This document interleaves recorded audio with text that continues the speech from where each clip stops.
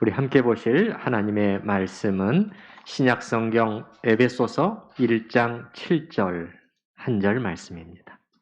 우리는 그리스도 안에서 그의 은혜의 풍성함을 따라 그의 피로 말미암아 속량 곧 죄사함을 받았느니라. 아멘. 오늘 그 7절 말씀을 따로 다루는 이유는 이제 지난주일 본문이 7절부터 10절까지였는데 지난주일에는 한 가지 주제 8절서부터 10절까지 만물의 통일이라는 주제 사도가 언급하고 있는 거기에 집중하기 위해서 7절은 거의 말씀드리지 못했기 때문에 오늘 7절 말씀을 따로 말씀을 다루도록 하겠습니다. 그 밑에 11, 12절까지도 함께 생각을 했습니다만은 양이 너무 많아지고 또 흐름이 자연스럽지가 않아서 오늘은 7절 본문 한 절만을 중심으로 구속의 은혜에 대해서 같이 생각해 보고자 합니다. 우리가 먼저 여기에 그 에베소서 1장 사도가 쓰는 이 편지의 구조를 보면서 알아야 될 것은 쭉 이렇게 계속해서 이어지는 그 14절까지 이제 말씀들이 이어지고 있는데 이 이어지는 모든 말씀들이 어떤 동일한 관점을 유지하고 있거든요. 이제 그 동일한 관점이란 건 뭐냐면은 저 위에 3절에 다 걸려 있어요. 3절. 그러니까 4절서부터 14절까지의 모든 말씀이 3절에 이제 또 매달려 있다. 뭐 이렇게 표현할 수도 있겠어요. 그래서 이제 3절 말씀을 한번 보십시다. 3절 말씀을 보시게 되면은 찬송하리로다. 하나님 곧 우리 주 예수 그리스도의 아버지께서 그리스도 안에서 하늘에 속한 모든 신령한 복을 우리에게 주시되. 이제 사도는 이제 요 선언으로 시작하는 것이죠. 먼저 찬송하리로다 이렇게 외치고 그 다음에 하늘에 속한 모든 그 신령한 복으로 복 주신 하나님이시다. 이제 그렇게 시작했단 말이에요. 그래서 이제 모든 신령한 복이라는 거예요. 그러니까 이 복수입니다. 복수. 이 blessings, 이 축복이라는 거죠. 이 축복들, 이 복들, 사도가 말하는 그 신령한 복들의 그 내용이 무엇인지 이제 4절부터 14절까지 하나하나 이렇게 설명해 주고 있다. 그렇게 보면 되겠습니다. 그래서 그 중에서 우리는 오늘 7절에서 사도가 우리에게 말해주는 그 말씀, 우리는 그리스도 안에서 그의 은혜의 풍성함을 따라 그의 피로 말미암아 속량 곧 죄사함을 받았느니라. 사도는 이제 너희가 속량을 받았다 이렇게 말할 때 사도는 무엇을 말하고 있냐면 너희가 건전함을 입었다 이렇게 느낌표가 찍혀 있는 거죠. 사실은 외치고 있는 것이죠. 너희가 그 어둠과 신음으로부터 그 혹독한 주인으로부터 그 굴레로부터 너희가 해방되어 건전함을 입은 것이다. 이제 그렇게 말해주고 있는 것이에요. 그래서 이 7절 뒷부분에 나오는 이 속량이라는 단어가 나오잖아요. 중간 정도에 보면 그의 피로 말미암아 속량 곧 죄사함을 받았느니라. 이 속량이라는 단어가 성경에서 중요한 단어고 또 우리 기독교 신학에서도 매우 중요한 용어가 되어 있어요. 이 단어는 구속이라는 말과 같은 말입니다. 구속이라는 말은 자주 들으셨을 거예요. 원어의 같은 원어인데 우리 이전 성경 번역에서는 대부분 구속으로 번역을 해놨어요. 그래서 이전 번역에 보면은 7절이 이렇게 되어 있어요. 7절 뒷부분이 그의 피로 말미암아 구속 곧 죄사함을 받았느니라 이렇게 되어 있는데 이제 새로운 번역 성경에서는 대부분 이 단어를 속량 이렇게 번역을 해놓은 것이죠. 우리 한번 따라서 해보십시다. 속량, 구속. 이 단어의 뜻을 우리가 먼저 정확히 알아야 사도가 지금 7절에서 무슨 말을 하고 있는지를 우리가 붙잡을 수 있거든요. 자, 그러면 이 속량이라는 단어, 구속이라는 단어는 무슨 뜻을 가지고 있는 단어인가 했을 때 저는 이제 가장 간단하게 설명해서 두 가지 동사로 설명해 보고 싶습니다. 하나는 건져낸다. 또 하나는 되산다. 이제 이 두 단어인데요. 이 두 단어가 합해져 가지고 두 개가 어떻게 보면 절반씩 이렇게 합해져서 이 속량이라는 의미를 형성하고 있다. 이렇게 생각하시면 되겠어요.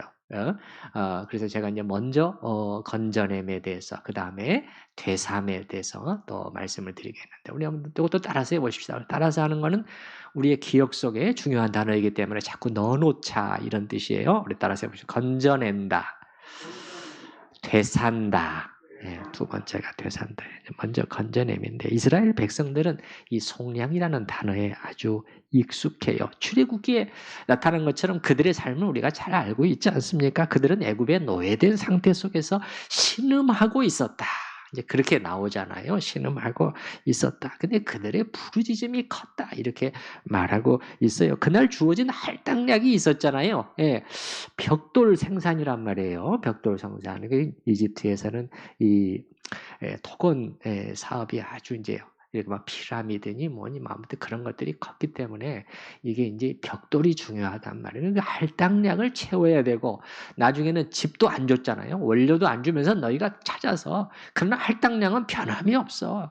예, 근데 그 할당량을 채우지 못하면은 이제 매를 맞아야 되는 거예요. 채찍을 예상해야 되는 것이죠. 여러분 같으면은 여러분의 삶이 이런 삶이라고 생각을 했을 때 한 가정의 가장으로서 가족을 먹여 살리고 이끌어 가야 되는데 그냥 오늘 하루 내가 예상해야 되는 삶이 이런 모습이에요. 그냥 할당량을 죽어라고 채우지 못하면은 그냥 이렇게 맞아야 되는 것이에요. 여기에 무슨 희망이 있겠어요? 절망인 것이죠. 한숨인 것이죠.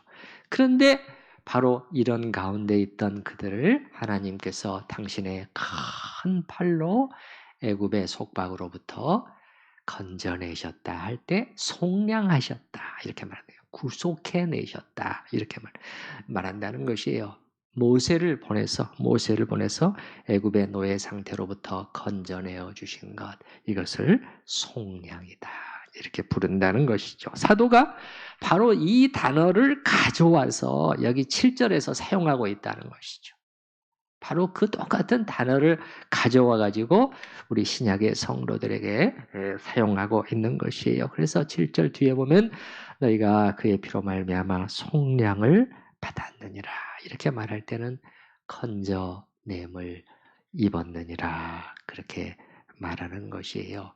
이 비참한 굴레로부터 이 신음으로부터 건져내어 주신 것이다. 마치 여러분 유명한 영화 배너에 보게 되면은 그 주인공인 배너가 유대의 아주 높은 귀족이었는데 졸지에 그 모함을 받아서 로마 노예선에 그래서 노를 젓는 노예선 노예의 신분으로 전락하지 않습니까? 그래서 쉴 새 없이 그들은 노를 져야 될 뿐만 아니라 전쟁이 일어났을 때 가장 먼저 죽을 수 있는 사람들이 이들이었어요. 그래서 여러분이 영화를 보시면 어떻게 돼요? 이게 페르시아 함대하고 딱 만나서 이제 전투 개시가 일어날 때 무슨 일이 먼저 일어나죠? 노예들의 발목에 착고를 전부 다 사슬로 쫙 연결하잖아요. 아무도 도망가지 못하도록. 죽으면 죽었지 너희는 도망가서는 안 된다. 이제 그런 삶이잖아요. 정말 밑바닥 인생이요. 비참한 절망밖에 없는 그러한 인생인데 그러다가 어떤 계기로 이 함대의 사령관이요 로마의 집정관이었던 아리우스라는 사람을 돕게 되고 이제 나중에 그 아리우스의 그 배려를 통해서 이 노예로부터 해방이 되죠. 해방이 되죠. 근데 해방만 됩니까? 여러분이 거기서 보셨던 것처럼 쫙 그게 올라가지 그게 신분이 올라가지 않습니까?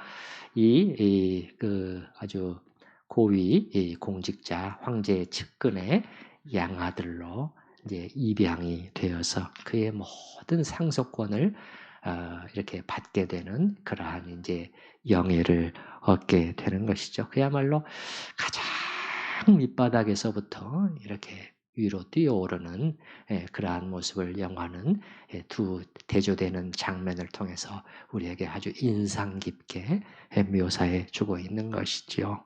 성경은 우리에게 바로 그런 일이 사실은 일어난 것이다. 그렇게 말씀하고 있단 말이에요. 그러니까 여러분이 이걸 믿으시나요? 예. 아니, 내가 뭐 언제 남의 종 된 적이 있었나? 이렇게 말하면 이 영적인 세계의 현실을 모르는 사람들이 하는 말이거든요. 예수님 모르는 자연인들이, 하나님 밖에 있는 자연인들이 그렇게 말한다면 이해가 되지만은 성경을 믿는 하나님의 자녀들이 이렇게 말한다면은 좀 문제가 있는 것이죠. 우리는 여러분 지금 영적인 문제, 영적인 이 세계를 얘기를 하고 있는 것입니다. 육적인 세계, 손과 발이 착고에 묶이는 것보다도 어떻게 보면 더 중요하고 더 심각한 문제, 그리고 영혼과 직결되어 있는 이 땅의 잠시만이 아니라 영혼까지 이어지는 그 문제, 영적인 찾고 영적인 묶임, 영적인 그 종노릇을 우리가 얘기를 하고 있거든요. 사도가 그런 표현을 쓰지 않습니까? 모든 신령한 복으로 복 주셨다. 신령한 복이 영적인 복이라는 단어거든요. 이 영적인 문제를 우리는 얘기하고 있는 것이. 그래서 예수님께서 영적인 부분을 터치하셨단 말이에요. 유대인들을 향해서 진리가 너희를 자유롭게 해줄 것이다. 풀어줄 것이다. 쇠사슬을 풀어줄 것이다. 그렇게 말하니까 유대인들의 대꾸가 당장 그렇게 나왔잖아요. 우리는 아브라함의 자손이요. 남의 종 된 적이 없는데 지금 무슨 그런 얘기를 합니까? 그러니까 이게 영적인 무지를 그대로 드러내는 거죠. 자기들이 지금 어떤 상태에 있는지를 도무지 보지를 못하는 상태예요. 이것이 인간의 상태예요. 모든 자연인의 상태라는 거예요. 자연인들의 상태. 착각을 하고 있는 것이죠. 예수님의 대답은 뭐였죠? 죄를 짓는 자마다 죄의 뭐라? 죄의 종이라. 죄를 짓는 자마다 죄의 종이다. 별것 아닌 말씀 같지만은요. 이 한 문장은요. 정말 이 죄를 벗어나지 못하고 있는 인간의 상태에 대해서 이보다 더 정확한 그 표현이 있을까 싶어요. 여러분, 죄를 짓는 자마다 죄에 묶여 있는 것이다. 죄의 노예 역할을 하고 있는 것이다. 예수님께서 그렇게 말씀을 하시잖아요. 그러니까 단지 그 사람이 죄를 짓는다. 물론 그 사람이 죄를 짓는 것이고 그 사람이 책임이 있는 것이고 그 사람이 거기에 대한 모든 그 심판을 받아야 되는 것은 맞아요. 그렇지만 여기 안에는 더 깊은 그 영적인 그러한 그 문제가 있는데, 그래서 그가 죄를 짓는 것이지만은 사실은 죄가 그를 부리고 있는 것이라는 거예요. 죄가 그를 종으로 부리고 있는 것이라고요. 채찍질을 하고 있는 거예요, 사실은요.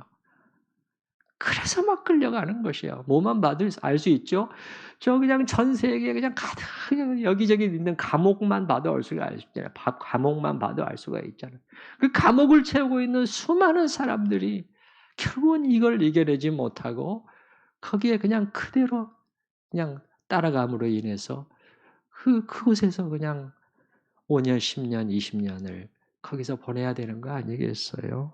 그래서 성경이 하나님의 말씀이 우리에게 알려주는 바는 우리는 그야말로 죄의 종이요.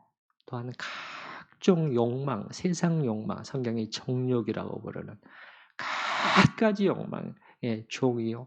사람마다 다르다고 그랬죠. 지난번에 우리 양 목사님이 와서 또 그런 말씀을 전해 주실 때 사람마다 그 욕망에 이끌리는 대상이 다르다는 거예요. 이쪽 부분은 아주 강한데 또 어떤 욕망에는 그냥 허무하게 무너져 버린다는 거예요. 꼼짝 못하고 그냥 그 사탄이 탁 걸면은 그냥 막 걸려 넘어진다는 거예요. 그냥 그러한 정욕의 노예요. 또 사탄의 마귀의 종이요 어둠의 종이다. 이제 종이었다. 이제 그것이 정확한 인간의 실상이고 우리가 처해 있던 상황이었는데 그런 상태에 있다가 여기 보면은 너희가 속량을 얻었느니라. 그 말은 건져냄을 해방을 그 혹독한 묶임으로부터 주님께서 풀어주신 것이다. 예, 풀어주신 것이다. 배너의 발에서 이 쇠사슬이 쫙 풀려나가는 것처럼. 예. 그래서 이제 그것뿐만 아니라 우리도 배너처럼 어떻게 되었어요? 하나님의 가정에 하나님의 자녀로 입양되는 일까지 우리도 있었잖아요. 예, 그렇게 말하잖아요. 저 위에 여러분 5절 말씀을 보십시다. 5절 말씀. 그 기쁘신 뜻대로 우리를 예정하사 예수 그리스도로 말미암아 자기의 아들들이 되게 하셨으니 아들들이 되게 하셨으니 여러분 이것도 믿으시나요? 예. 참 이 놀라운 일이 참 밑바닥 인생에서부터 이렇게 차오르는 도약하는 일이 우리에게 일어났다 이렇게 얘기를 해주고 있는 것이거든요.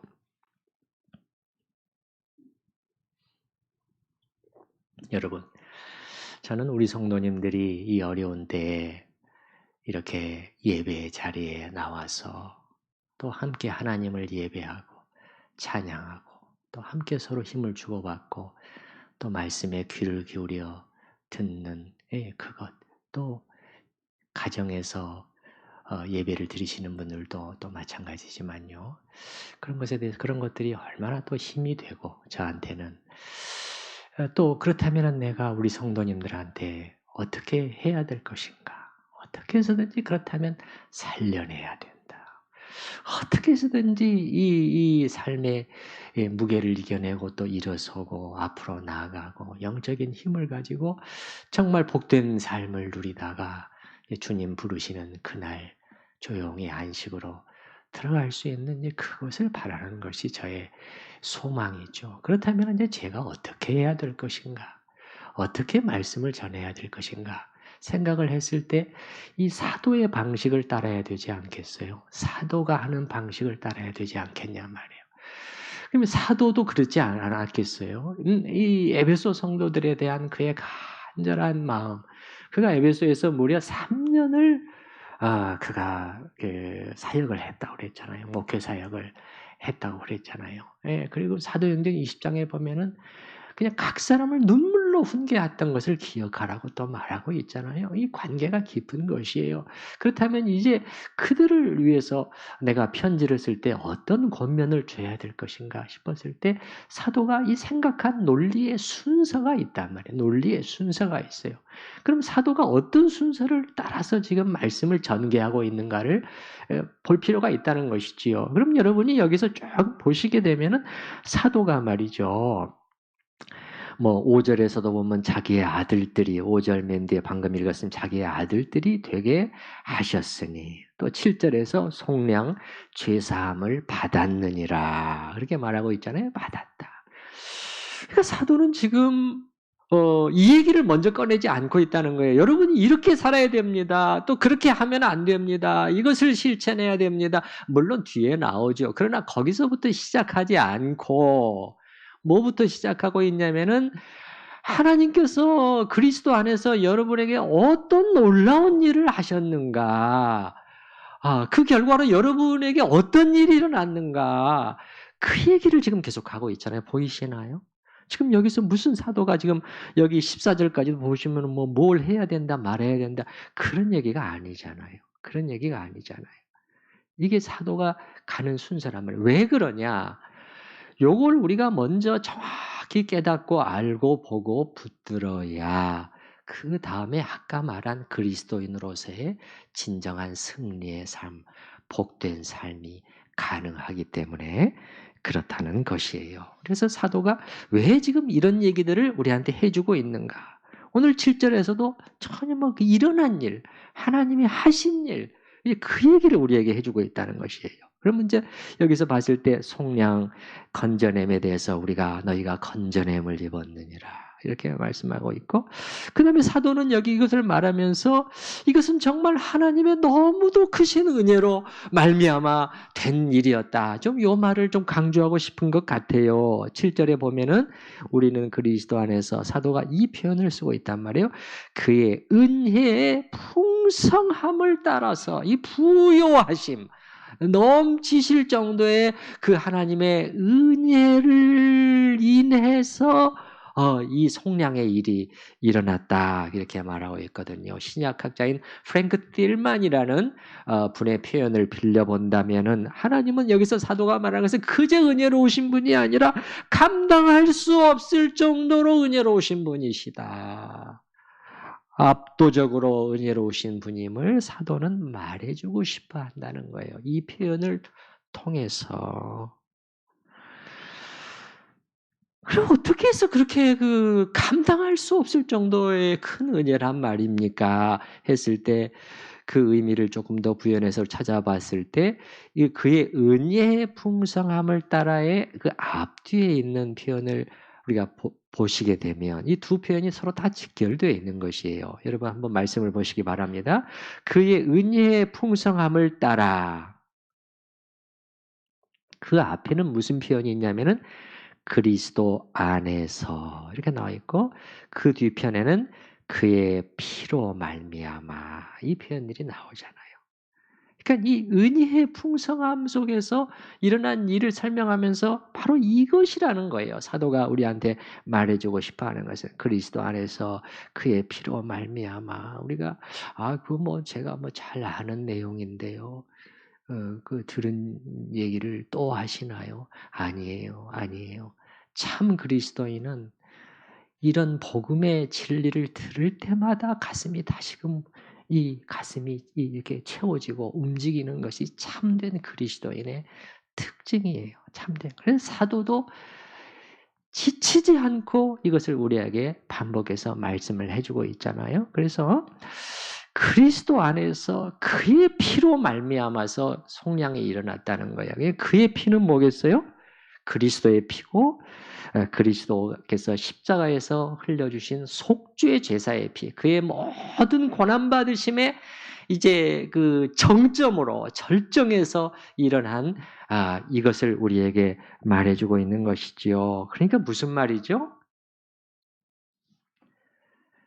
그냥 거저 되어진 일이 아니었다는 것이에요. 이것은 절대 공짜가 아니었다는, 이것은 그것도 그냥 커다란 값을 치루어야 했던 일이었다고 사도는 우리에게 말해줌으로써 하나님의 은혜에 대해서 상기시켜 주는 것이죠. 그래서 여기서 값을 치른다. 여기서 이제 조금 전에 말씀드린 속량의 두 번째 의미가 여기서 등장하는 것이에요. 첫 번째 의미는 뭐라고 그랬죠? 건져낸다라고 말씀드렸잖아요. 두 번째는 되산다였잖아요. 되산다는 거죠. 산다잖아요. 사는 것이니까 뭐예요? 값을 지불하는 게 있는 거예요.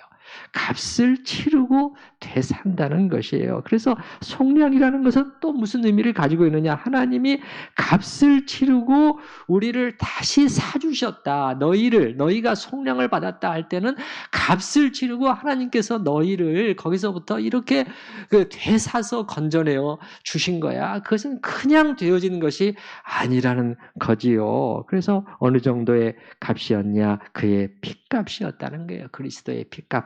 가장 사랑하는 아들의 목숨값이었다는 거예요. 조금 전에 장로님이 정확히 기도한 그 내용이죠. 그러면 여러분, 하나님께서는 여기서 잠깐 우리에게 이런 인간적인 질문이 또 얼마든지 날 수가 있을 거예요. 하나님은 왜 그렇게까지 하셔야만 했는가? 이거는 하나님으로부터는 최고의 소중한 것을 내어주시는 거잖아요.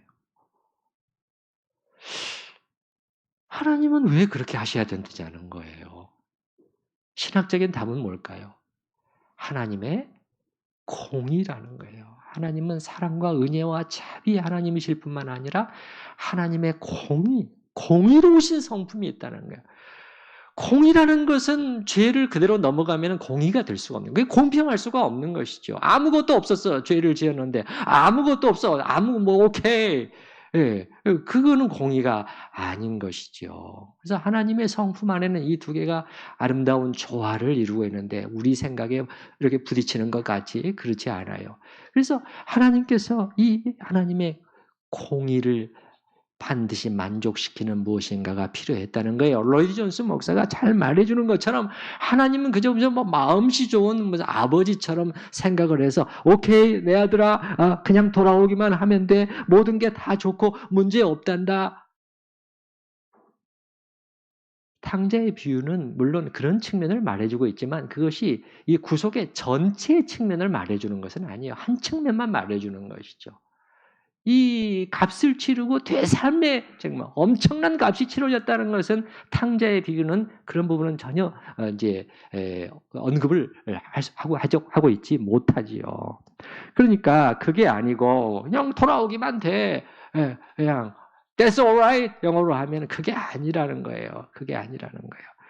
로이 존스 목사의 표현에 따르면 하나님께서 죄를 용서하시는 방식은 죄를 다루시는 것입니다라는 거예요. 여기서 출발하신다는 거예요.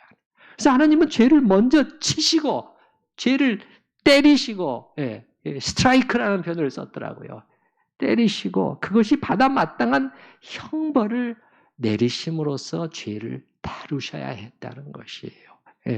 죄를 용서하기 위해서는 죄에 대한 형벌, 거기에 대한 진노의 형벌이 그냥 엄청나게 쏟아져야 했다는 거예요. 왜 그렇죠? 그만큼 우리의 죄와 우리의 거역이, 우리의 불순종이 하나님과 인간, 동료 인간들을 향한 우리의 이 비정함이, 이기성이, 욕심이, 잔인함이 이게 그만큼 컸다는 거 아니겠습니까? 안토니 후크마 교수가 잘 묘사하고 있는 것처럼 갈보리를 바라보며 그리스도의 가슴 맺힌 절규를 들을 때 이 절규를 들어야 된다는 거죠. 이게 나의 아버지여 나의 아버지여 어찌하여 나를 버리셨나이까 그 외침 아니었겠습니까? 제가 지난 주일에 말씀드렸죠. 이거는 욥과는 정도가 비교가 안 되는 것이었다는 거예요. 예수님은 진짜 버려지심을 당한 것이었다는 거예요. 십자가에서.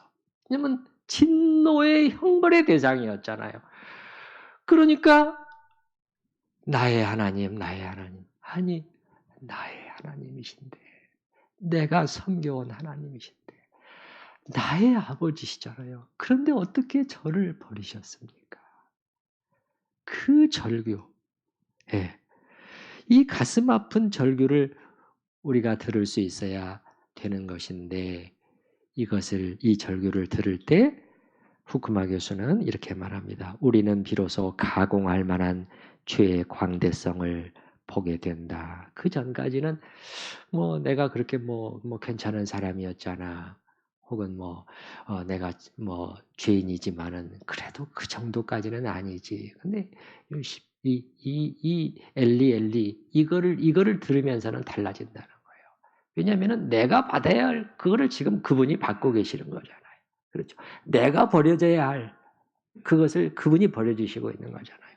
그러니까 이제 크게 우리의 죄의 크기를 고스란히 대변해 주는 것이라는 것이죠. 그래서 이렇게 그 다음 문장에서 이렇게 말합니다. 우리를 대신하여 죄가 되신 그리스도의 십자가에서 보여진 하나님의 진노의 계시는 우리가 감잡을 수도 없는 죄의 무게에 대해 많은 것을 말해준다는 거예요. 감잡을 수도 없는, 우리는 감잡지도 못하고 있는 죄의 크기와 무게에 대해서 너무도 많은 것을 말해준다는 것이죠. 이러한 값치름을 통해서 우리가 비로소 7절 맨 뒤에 나와 있는 것 그에 나오죠. 다시 한번 말하자면 다시 한번 7절 우리는 그리스도 안에서 그의 은혜의 풍성함을 따라 그의 피로 말미암아 속죄제사의 피로 말미암아 바로 이것을 통해서 우리가 속량 곧 죄사함을 받기에 이르게 되었다는 것이죠.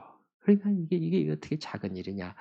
것이죠. 그래서 속량 곧 죄사함, 구속 곧 죄사함 이렇게 나와 있는데 이건 이제 이렇게 해석하지는 마시고요.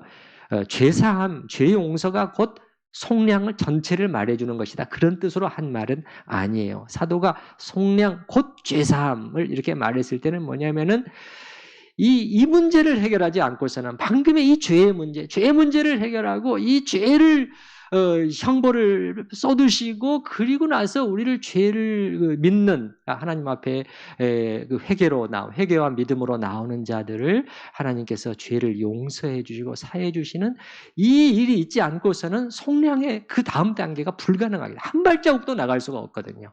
여기서 출발해야 되는 거예요. 그래서 이제 사도가 이 죄 문제 해결과 관련해서 속량 곧 죄사함을 받았느니라. 그래서 우리는 이제 이렇게 그 다음에 모든 복들이 이 엄청난 갑지름을 통해서 하나님과 비로소 화목하게 되고,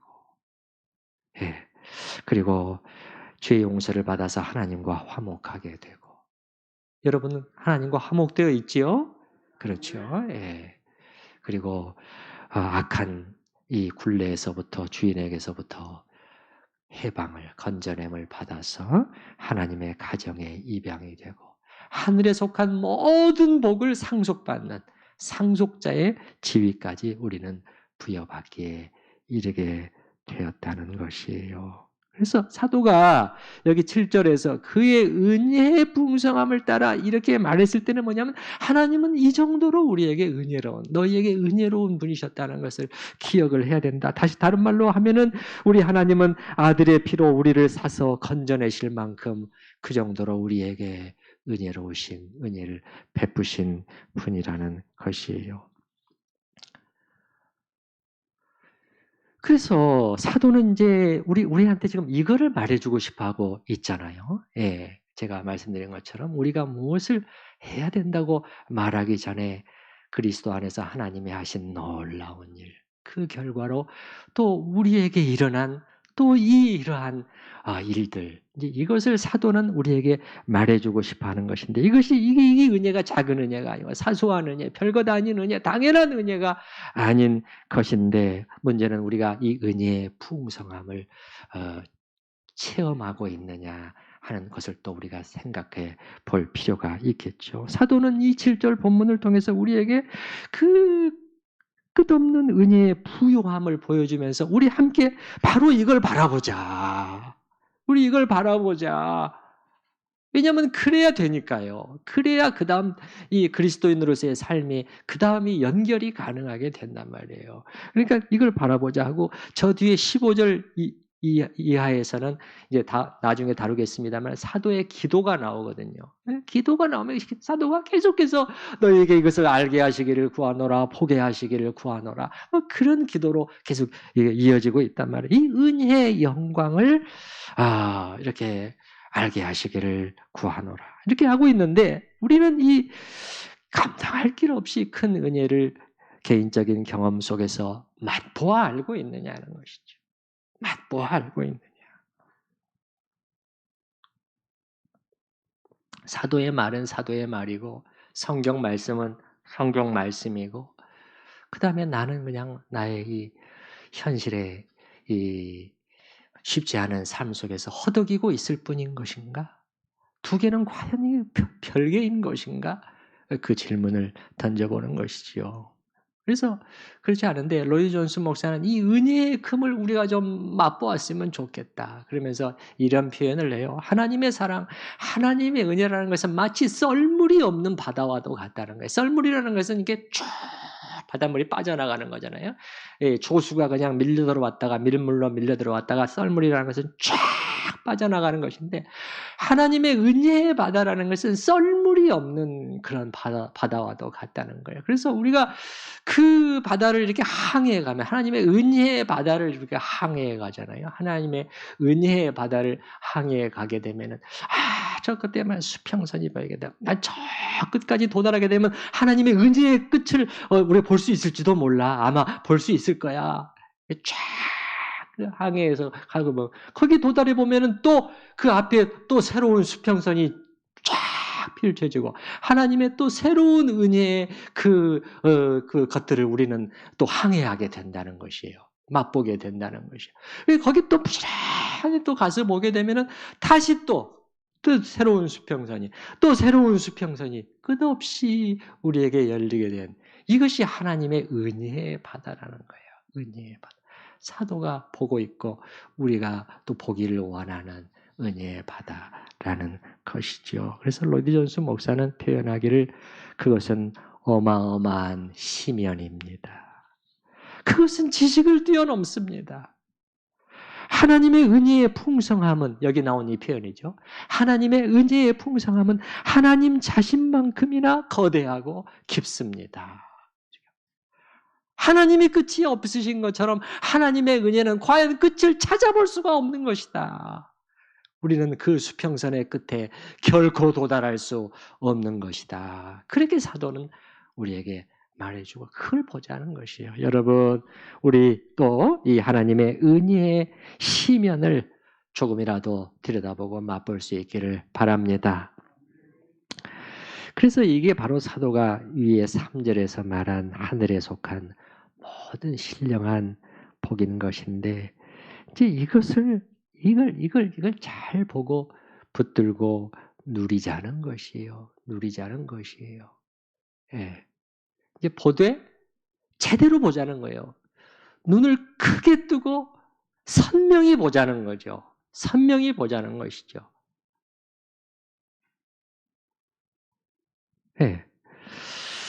그렇게 해서 이 하늘의 복을 우리가 봐야 나머지 이 땅의 복들, 그런 것들이 정말 얼마나 거기에 비하면은 정말 별거 아니라는 것도 우리가 보게 된다는 것이에요. 예.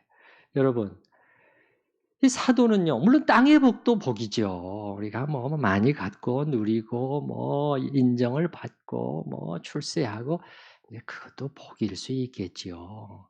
그러나 이 땅의 복이라는 것은 사도가 보기에는 하늘의 복에 비하면은 너무도 이 빛을 발하는 거예요. 마치 우리 저 대로변에 뭐 길가에다 막 촛불을 뭐 수십 개, 수백 개를 켜놓으면은 뭐 밤에는 좀 잘 보일지 모르지만은 낮에 해가 그냥 쫙 비치게 되면은 완전 그 빛이 퇴색해 버리잖아요. 예.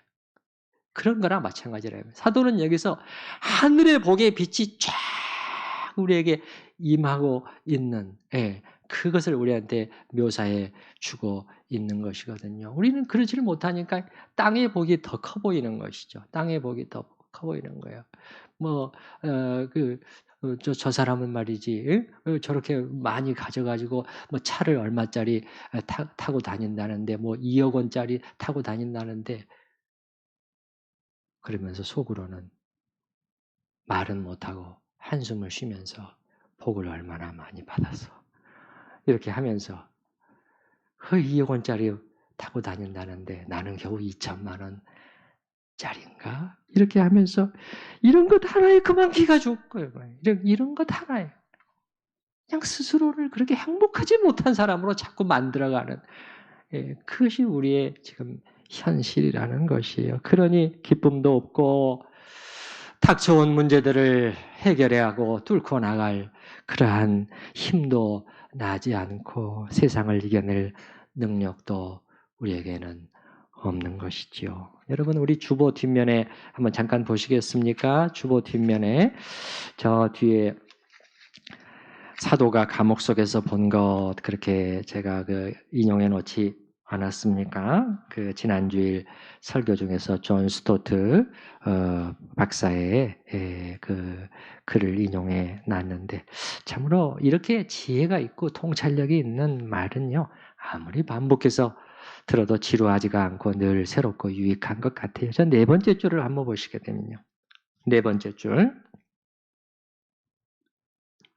그에 비하면 이렇게 보네. 그에 비하면은 뭐예요? 앞뒷부분이죠. 앞뒷부분에 비하면, 사도에 비하면, 사도는 과연 무엇을 뚫어져라 바라보고 있었는가. 이제 그것에 비하면 우리가 보고 있는 것은 얼마나 편협한가. 우리의 마음, 우리의 생각은 얼마나 작은가. 우리의 지평은 얼마나 좁은가. 우리는 쉽고도 자연스럽게 사소하고 개인적인 일들에 빠져 이에 함몰되어 버린다. 여러분, 만약에 사도 바울, 또 우리와 같은 성정을 가진 사람이잖아요. 사도 바울은 뭐 그냥 무슨 일이 일어나도 그냥 철처럼 쇠로 된 사람처럼 그렇게 아무렇지도 않고 그랬겠어요. 어찌 불안이 없고 어찌 그 마음에 그 쉽지 않은 그 다운되는 것이 전혀 없었겠어요. 그렇지 않죠. 그런데 만약에 사도가 그런 가운데서 감옥 속에서 지금 있는데 자기 문제만 봤다면요. 자기 문제만 보고 있었다면 어떻게 됐을까요? 여러분 어떻게 생각하십니까?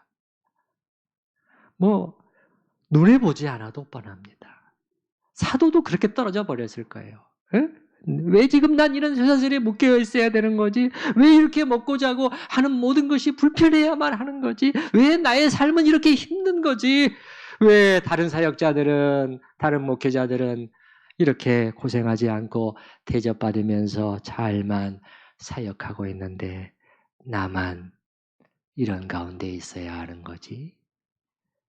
나는 과연 살아서 나갈 수 있기나 한 것일까?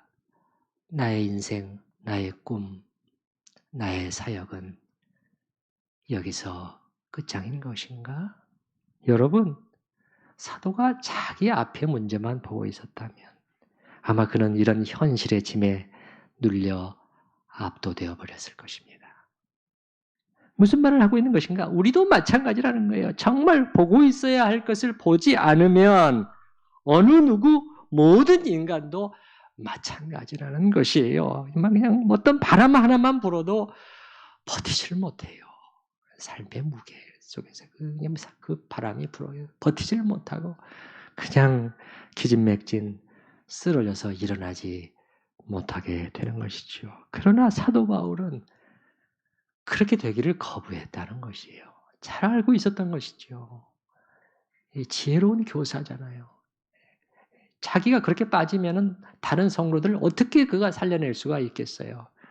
그는 그걸 거부했어요. 그래서 그는 그 찬 바닥에 앉아서 하나님의 이 은혜의 부요함, 이 하늘의 복을 끊임없이 보고 붙들었기 때문에 성령의 역사를 통해서 그의 가슴 속에 뜨거움이 차오르게 되었고 가장 큰 고난마저 헤쳐나갈 수 있는 힘이 바로 여기서 나왔던 것입니다. 우리 성도님들 제가 말씀드렸지만 제가 여러분을 위해서 정말 주님 말씀하신 대로 예수님 말씀하신 그 주인이 올 때 그 청지기가 때를 따라서 양식을 잘 먹이고 있으면 복이 있을 것이다. 그렇게 주님이 말씀하셨는데 그게 저에게 주어진 책무 아니겠습니까? 우리 말씀의 사역자에게 주어진 책무인데 바로 그것을 위해서 제가 오늘 이 7절 말씀을 통해서 사도의 시각을 우리가 따라가야 됩니다. 그렇게 말씀드리고 있는 것입니다. 자, 우리 들으신 말씀을 생각을 하면서 하나님 앞에 같이 기도하는 시간을 가지십시다.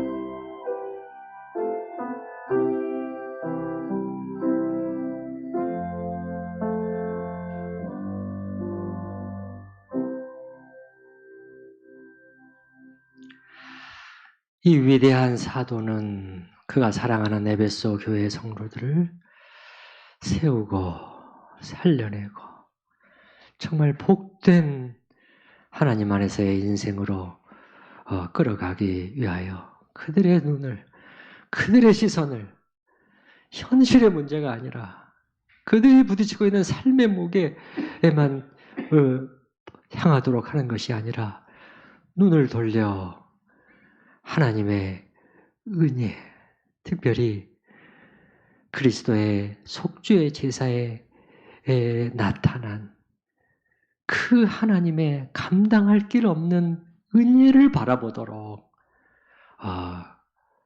권면하고 있습니다. 주님, 우리는 사도의 가리키는 방향을 따라 우리도 함께 그 십자가를 보고 그 십자가 밑에 떨리는 마음으로 서봅니다.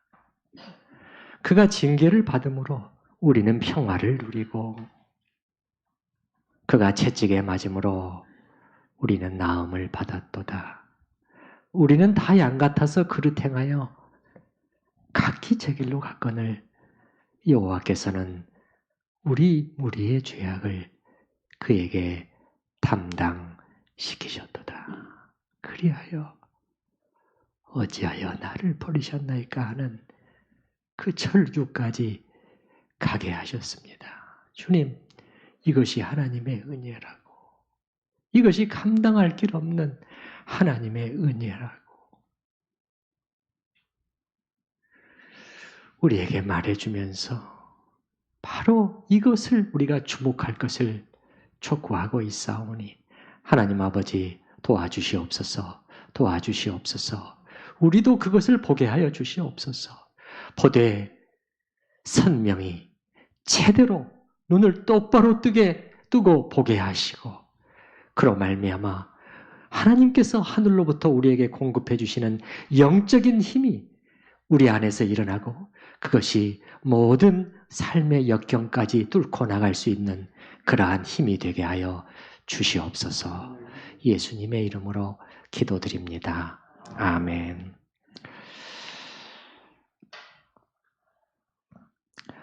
찬송가를 303장을 제가 일부 때는 불렀었는데 찬송가를 좀 바꿔서 한번 불러봤으면 좋겠습니다. 찬송가 302장, 네, 302장, 302장. 네, 우리 함께 찬양하시도록 하겠습니다.